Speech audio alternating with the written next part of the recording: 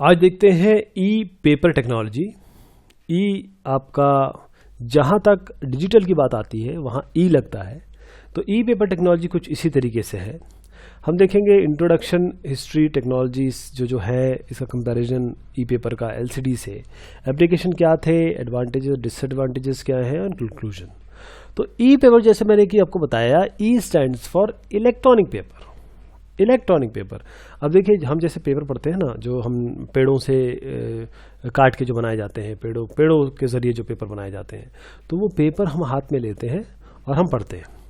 Electronic paper अगर हो जाए, पेपर की तरह दिखे, पढ़ें आप पेपर की तरह ही, लेकिन वो इलेक्ट्रॉनिक पेपर हो, तब कैसे होगा? अगर आपने देखा हो कि किस तरीके से टेक्नोलॉजीज चेंज हो रही है, पहले TFT फिर LCD, अब आप किंडल अगर आपके पास हो तो किंडल में देखिए किस तरीके की आपकी डिस्प्ले टेक्नोलॉजी है। तो ये सब चीज़ें एक बेसिक बिल्डिंग ब्लॉक है आज के इलेक्ट्रॉनिक पेपर की। तो पहला जो ई पेपर था वो डेवलप किया गया 1974 में निकोलस के शेरिडन द्वारा जेरोक्स में। ये एक डिस्प्ले यूनिट है। ई पेपर जो होता है फ्लेक्सिबल होता है, एक पेपर की तरह फ्लेक्सिबल होता है, लेकिन आप उसे मोड़ तोड़ नहीं सकते, लेकिन उसको आराम से मूव कर सकते हैं। और इसको आप कंफ्यूज मत करिए, वो जो ई पेपर जो आप इंटरनेट पे देखते हैं, अगर मान लीजिए दैनिक जागरण देख रहे हैं, अमर उजाला देख रहे हैं, BBC का पेपर देख रहे हैं, तो आप इंटरनेट पे जो देख रहे हैं that is not E paper, that is a digital paper. हाँ, या ई पेपर की बात हो रही है कि आपके हाथ में एक पेपर है जो डिजिटल पेपर है। तो ई पेपर जो है उसमें काफ़ी वाइड व्यूइंग एंगल होता है। अच्छा, पेपर जो है वो आप कहीं भी पढ़ सकते हैं, आप बाहर बैठ के अपनी धूप में पढ़ सकते हैं, और उसे मोड़ेंगे, उसको रखेंगे कहीं, तो ये सारी चीज़ें अगर पेपर में आएगी तभी हम उसे ई पेपर कहेंगे। साथ में एक और ख़ास बात, आप डिजिटल पेन यूज़ कर सकते हैं उसके ऊपर। आप पेन यूज़ करिए और आप अपनी उसको, जैसे अगर मान लीजिए कोई आप एडवर्टीज़मेंट देख रहे हैं, उसको गोला लगाना चाहते हैं, तो वो भी आप कर सकते हैं इसमें। इसलिए इलेक्ट्रॉनिक पेपर के बारे में जानना ज़रूरी है। तो 1970 में ये जेरोक्स में बनाया गया था। जो पहला इलेक्ट्रॉनिक पेपर था वो जायरीकॉन यूज़ हुआ था उसमें, उसको जायरीकॉन पेपर कहते थे। First electronic paper was Gyricon. तो FPD 2008 के एग्जीबिशन में जापानीज कंपनी सोकन ने इसको डिमॉन्स्ट्रेट किया था, इस वॉलपेपर को, इलेक्ट्रॉनिक वॉलपेपर को, इसी टेक्नोलॉजी को लेके, इस जायरीकॉन को। बहुत सारे एग्जांपल है, जैसे USB फ्लैश ड्राइव है जिसमें ई इंक ऑलरेडी इम्प्लीमेंटेड है, ऐसे कैपेसिटी मीटर है अवेलेबल फ्लैश मेमोरी के, तो ये सारी चीज़ अवेलेबल है। अब जो टेक्नोलॉजीज़ आ गई हैं इलेक्ट्रॉनिक पेपर की, उसमें जायरीकॉन है जो अभी हमने डिस्कस किया, उसके अलावा इलेक्ट्रोफोरेटिक डिस्प्ले है, इलेक्ट्रोवेटिंग है, इलेक्ट्रोफ्लूइडिक डिस्प्ले है, और इंटरफेरोमेट्रिक मॉड्यूलेटर जिसको हम मिररसॉल भी कहते हैं, वो भी अवेलेबल है। तो जायरीकॉन की अगर हम बात करें, तो जैसे कि हमने अभी बात की, ये पहला इलेक्ट्रॉनिक पेपर था, 1970 में बनाया गया। इसमें क्या होता है, पॉलीइथिलीन स्फीयर्स होते हैं, गोले होते हैं, स्फीयर। उसका डायमीटर 75 से लेकर 106 माइक्रोमीटर तक होता है। ये पॉलीइथिलीन स्फीयर होते हैं। अब ये जो सारे के सारे जो स्फीयर है, हर एक स्फीयर ये जेनोस पार्टिकल होता है, compose of negatively charge black plastic. इसमें अगर मैं आपको जब डायग्राम दिखाऊंगा, देखेंगे एक पार्ट काला होगा, एक पार्ट सफ़ेद होगा। एक नेगेटिवली चार्ज ब्लैक प्लास्टिक होता है एक साइड में, और दूसरी साइड में होता है पॉजिटिवली चार्ज वाइट प्लास्टिक। तो हर एक बीड जो है, हर एक स्फीयर जो है, हर एक गोला जो है, आधा प्लास्टिक ब्लैक, आधा प्लास्टिक वाइट, आधा, तो दोनों के दोनों जो बीड, एक बीड जो है वो डाइपोल बन गया, प्लस माइनस हो गया। तो ये जो स्फीयर्स हैं, these spheres are embedded in transparent silicon made sheet. तो आपकी ट्रांसपेरेंट सिलिकॉन शीट है, उसके अंदर इन्हें डाल दिया जाता है। और जो ये स्फीयर है, ये कैसे रहेगी, तो आपस में किस तरीके से मूव करेंगे, इनके लिए कोई आपको ऑयल डालना पड़ेगा। तो अंदर जो है बबल ऑफ ऑयल डाला जाता है ताकि ये आराम से तैरते हुए फ्रीली मूव कर सके। अब क्या है कि अब इसमें वोल्टेज लगाया जाता है। तो जो पोलैरिटी है वोल्टेज की, ये डिटरमाइन करती है कि वेदर द वाइट और ब्लैक फेसेस अप, क्या ब्लैक अप करेगा या वाइट अप हो जाएगा। और इसका मतलब आपके पास इसका लुक आने लगता है। अगर ब्लैक हो गया अप, तो वो जो ब्लैक होंगे वो एक कोई ना कोई फिगर बनाएंगे, कोई वर्ड बनाएंगे। तो ये ब्लैक और वाइट जो है, ऊपर जो ब्लैक होगा और नीचे जो अगर ऊपर ब्लैक होगा तो इसका मतलब नीचे वाइट होगा, और जिसका ऊपर वाइट होगा उसका नीचे ब्लैक होगा। तो वाइट मतलब कुछ नहीं दिख रहा है, ब्लैक में आपको कुछ आकृतियाँ दिखाई देंगी, वही पिक्सल है आपके। वही ब्लैक और पिक्सल बन जाएंगे। देखिए और अच्छे से समझिए इसको, ये पूरा का पूरा ये फॉर्मेशन है जायरिकॉन डिस्प्ले के। इसमें ये ऑयल फील्ड है, यहाँ पर ये गोले हैं, गोले में ये वाइट है, ये ब्लैक है, ये पॉजिटिव है, ये नेगेटिव है ना। तो अब क्या करेंगे इसमें, जैसे हम अपना वोल्टेज लगाएंगे तो जिस हिसाब से वोल्टेज आता रहेगा उस हिसाब से ये ऊपर नीचे होते रहेंगे। यानी ब्लैक ऊपर आएगा, वाइट नीचे चला जाएगा, वाइट ऊपर आएगा, ब्लैक नीचे चले जाएगा।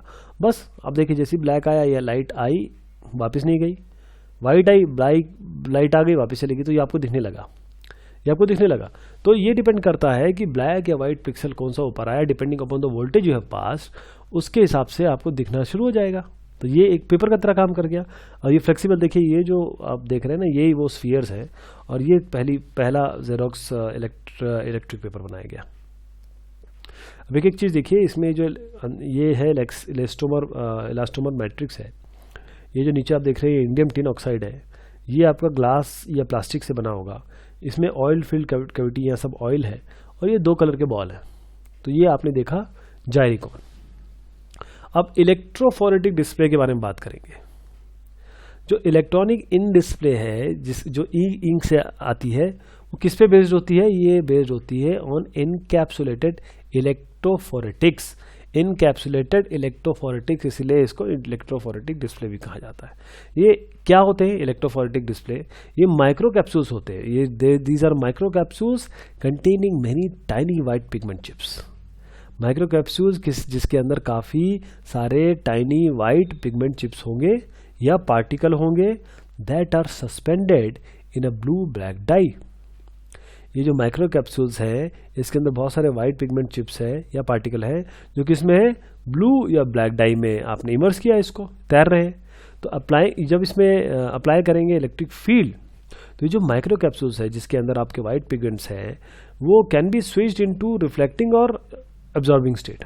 हमको असली में क्या करना है? रिफ्लेक्टिंग एब्जॉर्बिंग स्टेट में ही तो लेके आना है। तो बस इलेक्ट्रिक फील्ड लगाइए, माइक्रो कैप्सूल अपने आप रिफ्लेक्टिंग या एब्जॉर्बिंग में चेंज हो जाएंगे, जैसे ये पॉजिटिव और नेगेटिव वोल्टेज लगाने की बात कर रही है। और अंदर आपके इंडियम टिन ऑक्साइड इलेक्ट्रोड्स आएंगे। तो ये जिस तरीके से ये टाइनी वाइट पिगमेंट्स अपने आप को चेंज करेंगे, उसी से आपको डिस्प्ले आएगा। देखिएगा आप, ये आपके पास माइक्रो कैप्सूल्स है फिल्ड विथ डार्क डाई, वो डाई में ये तैर रहे हैं। ये आपका ग्लास और प्लास्टिक है, ये इंडियन टिन ऑक्साइड है, ये आपके वाइट पिगमेंट चिप है। तो जैसे ये ऊपर आ गए तो लाइट पास हो जाएगी, अगर ये नहीं मिल रहे हैं इसको तो वाइट ये दब जाएगी, लाइट दब जाएगी, तो आपको यहाँ पर दिखाई देने लगेगा या नहीं दिखाई देगा। ये तरीका है ये आपके ई पेपर का। अगर आप कौन सा यूज़ करते हैं तकनीक, आप इलेक्ट्रोफोरेटिक डिस्प्ले यूज़ करते हैं। तो इस इलेक्ट्रोफोरेटिक डिस्प्ले में ये किस पे डिपेंड करता है? ये डिपेंड करता है electrostatic migration of light scattering particles, जो कोलॉइडाइज सस्पेंशन में है। तो ये छोटे छोटे गोलों की बात हो रही है ना, इन पे डिपेंड करता है, जो कि इस डाई के अंदर आपने डाले हुए हैं। जब ये पॉजिटिव वोल्टेज आप में लगाओगे तो जो पार्टिकल ये है, they will migrate electrostatically towards electrode on the viewer side. Positive लगाएंगे तो वो उस तरफ चला जाएगा, मतलब व्यूअर साइड पे चला जाएगा। इलेक्ट्रोड आपका पॉजिटिव वोल्टेज दे रहा है। तो अगर वाइट लाइट स्कैटरिंग पार्टिकल्स अगर ये यूज़ करते हैं तो पूरा का पूरा एक नियर लैम्बर्शियन रिफ्लेक्शन मिलेगा आपको। और यदि आप नेगेटिव वोल्टेज लगा रहे हैं तो पार्टिकल्स कहाँ मूव करेंगे? व्यूअर के अगेंस्ट, व्यूअर से दूर, तो ये हिडन हो जाएगा, मतलब डाई के पीछे चला जाएगा, ये डाई से दूर हो जाएगा। तो व्यूअर को sees the colour of the dye, वो डाई का कलर देखने लगेगा, वो तो चला गया जो चीज़ जिसके थ्रू दिखना था। तो ये माइग्रेशन जब होगा और जो पोलैरिटी होगी और जब आप वोल्टेज को निकालेंगे तो white places particle stay in place creating a bistable memory device. यानी कि अगर आपने एक बार पोलैरिटी हटा भी दी तो भी वो वहीं पे जमेगा। तो ये बाइस्टेबल मेमोरी डिवाइस भी बन गई एक तरीके से। फिर जो तीसरा मेथड है वो है इलेक्ट्रोवेटिंग डिस्प्ले। इलेक्ट्रोवेटिंग डिस्प्ले का फिनोमेना समझिएगा। इलेक्ट्रोवेटिंग डिस्प्ले अगर पर बेस कोई चीज़ है तो it controlling the shape of a confined water oil interface by an applied voltage. जो आपका कोई भी पानी या ऑयल का जो इंटरफेस है, अगर आप उसके शेप को कंट्रोल कर सकते हैं वोल्टेज से, तो उसे ही हम इलेक्ट्रोवेटिंग इफेक्ट करेंगे। अगर कोई आपने वोल्टेज अप्लाई नहीं किया गया है तो जो कलर्ड ऑयल होगा ये सीधा फ्लैट फिल्म बना देगा। वाटर और जो हाइड्रोफोबिक जो वाटर रिपेलेंट इंसुलेटिंग कोटिंग है ऑफ इलेक्ट्रोड, एक कलर्ड पिक्सल आपको दिखाई देगा। लेकिन जब आप वोल्टेज अप्लाई करेंगे किसके बीच में, इलेक्ट्रोड और पानी के बीच में, तो इंटरफेशियल टेंशन आ जाएगा, क्योंकि दो चीज़ है इसमें, वाटर और कोटिंग चेंजेस, वाटर और कोटिंग के बीच में जो इलेक्ट्रोफेशियल टेंशन है वो बढ़ जाएगा। तो इससे क्या रिजल्ट होगा, जो the stag state is no longer stable. तो ये स्टैग स्टेट जिसमें आराम से बैठे हुए थे इसमें वो स्टेबल नहीं रहेगा। Water to move the oil aside, पानी जो है ऑयल को एक कोने में धकेल देगा, एक कोने में धकेल देगा।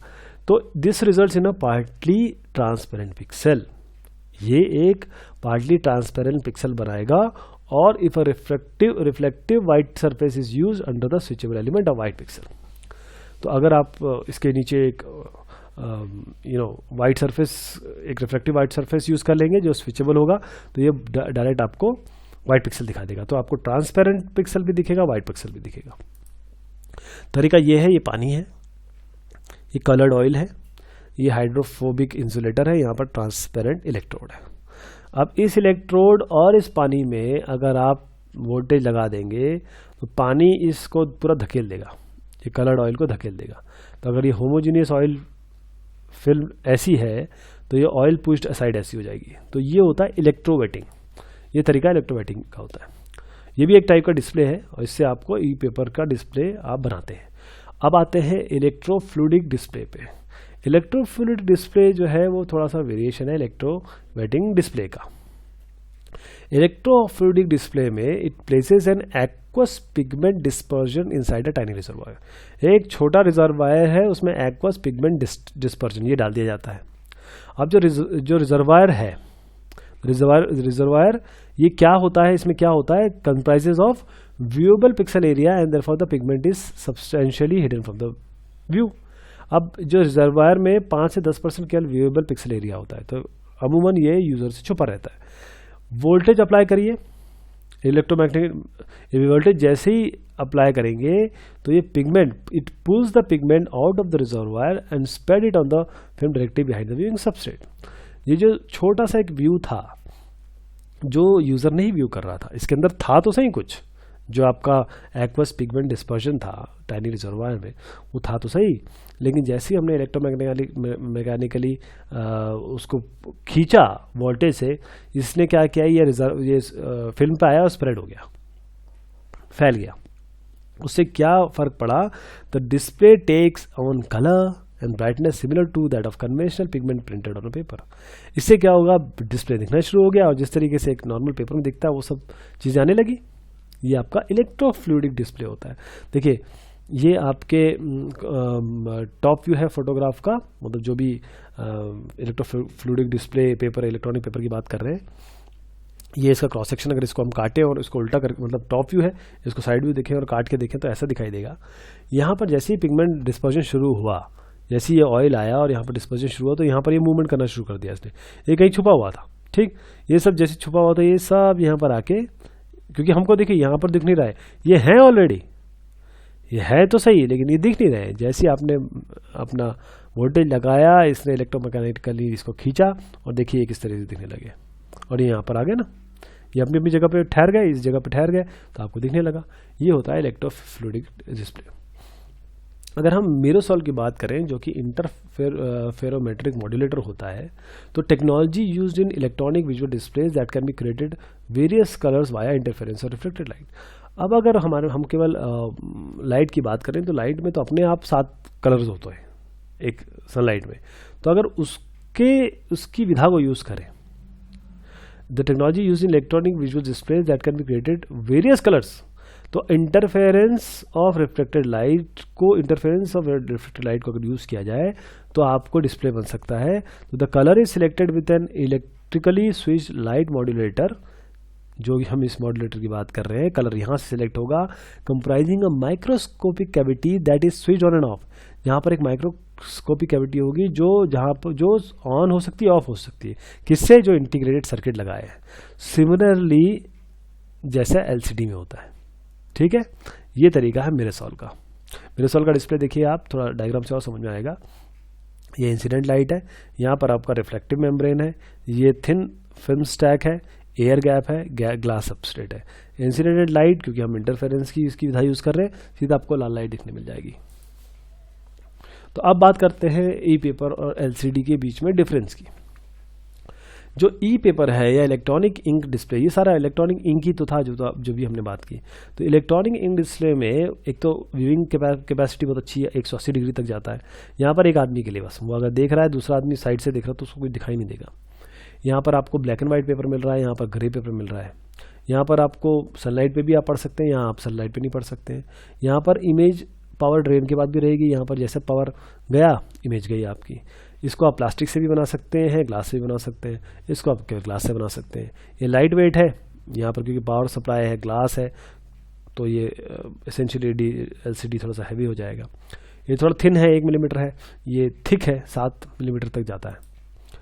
तो अब एडवांटेजेस, जैसे अभी हमने कंपैरिजन में ये एडवांटेजेस देख लिए, वो एडवांटेजेस अगर हम देखें ई पेपर के, तो एक तो पेपर जैसा है, सनलाइट पे आप पढ़ सकते हैं, अच्छी रिफ्लेक्टिविटी है, अच्छा कॉन्ट्रास्ट है, रेजोल्यूशन अच्छा है, 180 डिग्री का व्यूइंग एंगल है, फ्लेक्सिबिलिटी है इसमें, पावर बहुत कम कंज्यूम होता है, लॉन्ग टर्म बाइस्टेबल इमेजेस हैं इन मतलब पावर चला जाए तो भी आप कंटेंट प्रिजर्व कर सकते हैं। इसलिए अगर पावर कंजम्पशन कम है तो बैटरी लाइफ भी प्रोलॉन्ग रहेगी। डिसएडवांटेजेस क्या है इसमें? पूरा का पूरा कलर इम्प्लीमेंटेशन अभी तक नहीं हुआ है, वीडियो इम्प्लीमेंटेशन नहीं हुआ है। जिस तरीके से आप ई पेपर की फ्लेक्सिबिलिटी लेते हैं, जैसे पेपर की फ्लेक्सिबिलिटी होती है, उस हद तक नहीं पहुंच गया है। अभी पहुंचा तो है, फ्लेक्सिबल तो है, उस लेवल तक नहीं पहुंचा है जिस तरीके से पेपर को मोड़ माड़ के जेब में रख दें, वैसा नहीं हो सकता। अच्छा, इसमें क्या है कि develop it as such that it will reflect infrared rays and the documents can be read by using night vision camera only so that it can be used by military and security purpose. अगर इस तरीके से बनाया जाए, अभी जो disadvantage उसमें ये है कि अभी रात को नहीं पढ़ सकते उसको, क्योंकि लाइट जब तक नहीं आएगी तब तक कैसे करेंगे। तो इस तरीके से कुछ बनाया जाए कि नाइट विजन भी इसमें कैपेबिलिटी हो, तो ये काफ़ी यूज़फुल होगा मिलिट्री और सिक्योरिटी पर्पज़ के लिए। एप्लीकेशंस इसके हैं इलेक्ट्रॉनिक बुक के लिए, इलेक्ट्रॉनिक न्यूज़पेपर के लिए, मोबाइल डिस्प्ले के लिए और कंप्यूटर मॉनिटर के लिए। होपफुली आपको थोड़ा बहुत आइडिया लग गया होगा कि मैंने आज क्या बताया आपको, इलेक्ट्रॉनिक पेपर किस तरीके से बनते हैं। तो आगे की चीज़ ये है कि हम जो रिसर्च देख रहे हैं आज के 10 साल में आपको ई पेपर मिलेंगे। और जहाँ से मैंने कहना शुरू किया था, जहाँ से बात शुरू की थी कि पेपर बनते हैं पेड़ों को काट के, हमारी जो प्रकृति है उसका विनाश करके। अगर ई पेपर बन जाएंगे तो मुझे बहुत हद तक लगता है कि हमारे पेड़ जो है जिस जगह पे लगे हैं उस जगह पर रहेंगे और हमें स्वच्छ और क्लीन हवा और जो भी पेड़ हमारे लिए जो भी प्रोवाइड करते हैं वो सब देने में सक्षम रहेंगे और हम एक हेल्दी लाइफ जी सकेंगे। बहुत शुक्रिया, बहुत मेहरबानी आपकी।